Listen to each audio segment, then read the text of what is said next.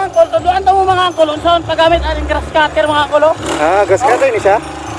O na mga tirada sa mga kuyaw na mga tao. Oh, dita. Kaya ka na mga maglampas-lampas, isaya ka na mga yana. Hi guys! Dito mga testingan natin na dito. Una, mugunit mo, dol. Kini dapat strong inyong pag-grip ha. Dapat strong inyong pag-grip kay dili man kamukable to, oh. Kita ka? Kunya dapat ang imong puwis mga angkol, ingan imong barog oh. Dapat magunit ka grass cutter, ingan imong kuan. Para mo kita imong mga abs ba ha? Oh, tanawan mga angkol. Step 2, i-point nimo ang grass cutter diri sa grass. Then ikuha nimo ning iyang trigger. As of today, okay pa siya.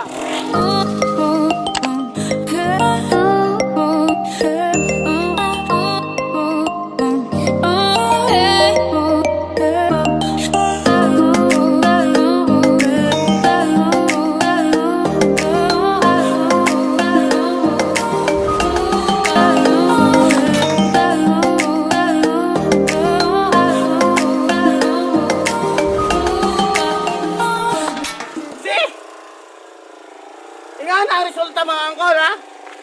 So makita nyo ang difference kung ang imong gamiton is knives or sword ha. Unlike sa grass cutter, mas dali ang imong work. Okay? Clear tadi mga angkol ha. So kung napa may mga questions about grass cutter mga angkol, please don't hesitate to message me ha. Okay? Send lang ta sa atong mga messenger na mga accommodate ako inyong mga questions about aning Honda 4-stroke grass cutter, okay? So, last na naman ko, I will show you kung unsa pag yun ang mahimo sa grass cutter. So,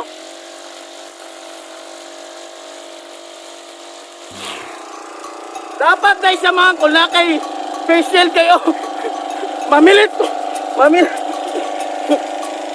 Mamilit pa na yung sagbot mga angkol. Mamilit ang kuhan. So, Mga debris. mga Scattered grass. okay mga kol, salamat sa inyong pagtanaw mga kol. O, para niya akong demonstration sa atong grass cutter mga kol. Kung unsa siya ka-effective as of this time ha. O, murag okay pag siya atong siya ito mga parmas. Okay, o. Sa mga wala pa na-shoot, kaya mga question about mga power tools, please don't be afraid, no? Just hold on.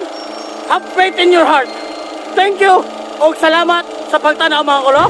God bless. Oh.